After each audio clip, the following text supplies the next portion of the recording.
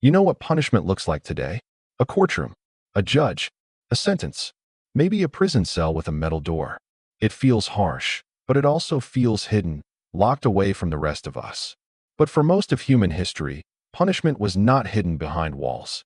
It happened in the center of town, in markets, at city gates, outside temples, in places where children, merchants, soldiers, and neighbors could all see it. And if you were the one being punished, surviving the pain was only the first part. You also had to survive the shame, infection, lost work, lost family, and the mark that told everyone what you had done. Ancient punishment was not just designed to hurt the body. It was designed to turn a person into a warning. So how did people survive it? Let's start before prisons were normal. In many ancient societies, locking someone away for years made little sense. Food was expensive. Space was limited. Guards had to be paid. A prisoner who sat in a cell produced nothing. So prison was often used as a place to hold someone before trial, before debt was paid, or before a sentence was carried out. The real punishment was usually faster, cheaper, and public. A thief might be whipped. A debtor might be seized. A runaway slave might be marked. A political threat might be expelled from the city. And in the most extreme cases, the body itself became the message. This idea is older than almost any empire. Nearly 4,000 years ago, the Babylonian king Hammurabi had laws carved into stone. They did not treat everyone equally. Class mattered.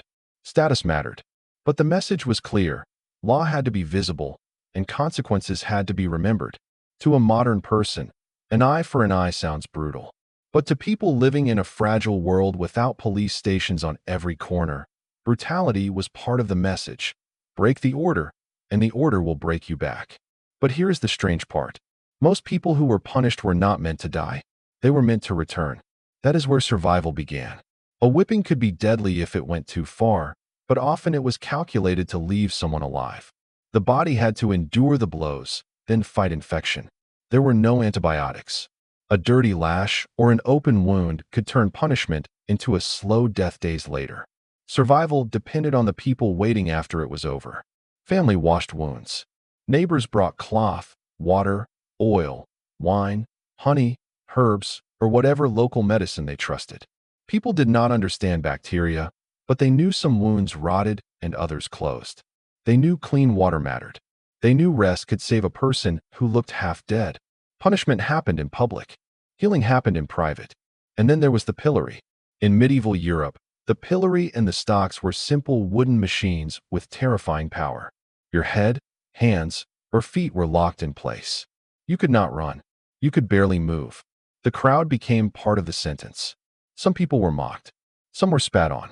Some were hit with rotten food, stones, mud, or worse. For minor offenses, the goal was humiliation.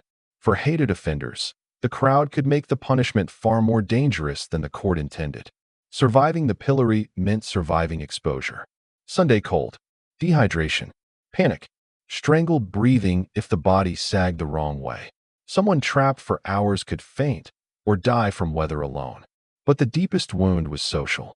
When the wood opened and the person walked free, everyone had seen them helpless. Their name had been turned into a story. In a village, that story could follow them longer than a scar. This is why ancient punishment attacked reputation.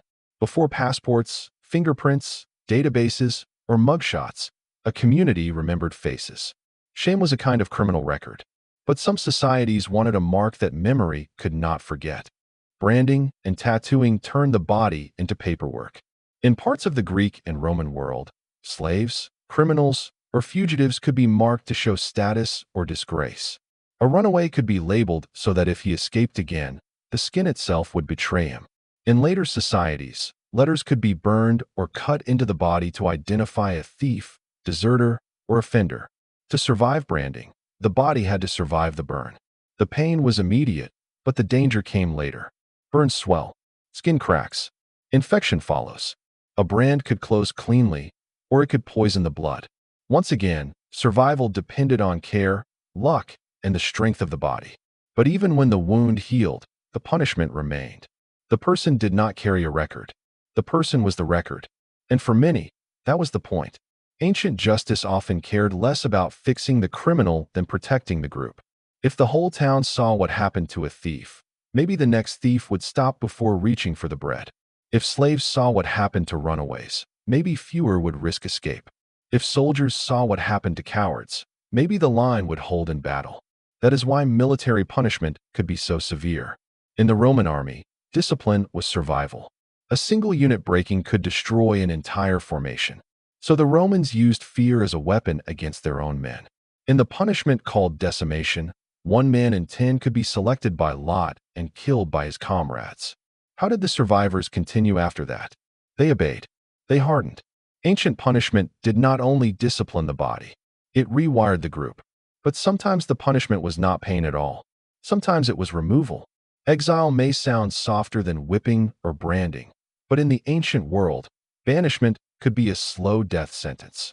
To be expelled from your city was to lose protection, land, family networks, legal rights, and the gods of your home. Athens even developed ostracism, a process that could send a powerful citizen away for 10 years, sometimes not because he had committed a crime, but because the city feared what he might become. To survive exile, a person needed another community to accept him. Without that, he became a stranger everywhere.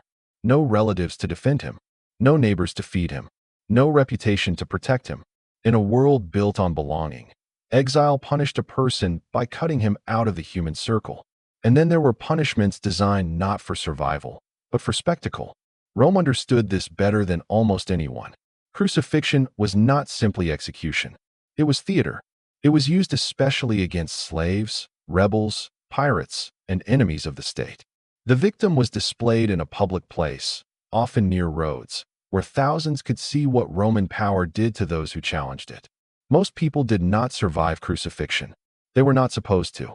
But the crowd was meant to survive the memory of it. That was the real target. The living carried the punishment home in their minds. This is the dark pattern running through ancient justice. The punished person suffered once. The witnesses suffered forever. And yet, many people did survive ancient punishments. They survived because bodies are stubborn, because families cleaned wounds, because communities sometimes forgave, because a scar could become a warning, but also proof that a person had endured. A man released from the stocks could work again. A branded person could hide or flee.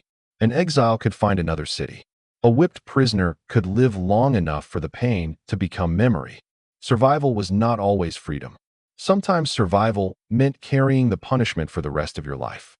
The next time you pass a courthouse or a prison, remember how new that world is. For most of history, justice did not disappear behind stone walls and paperwork. It stood in the marketplace. It smelled like sweat, blood, smoke, and rotten fruit. It spoke in scars. It lived in the eyes of everyone watching. We did not invent punishment in courtrooms. We inherited it from crowds, fear, shame, and the ancient need to keep fragile communities from falling apart. And for the people who survived it, the sentence did not end when the chains came off. It ended only when the world finally stopped looking.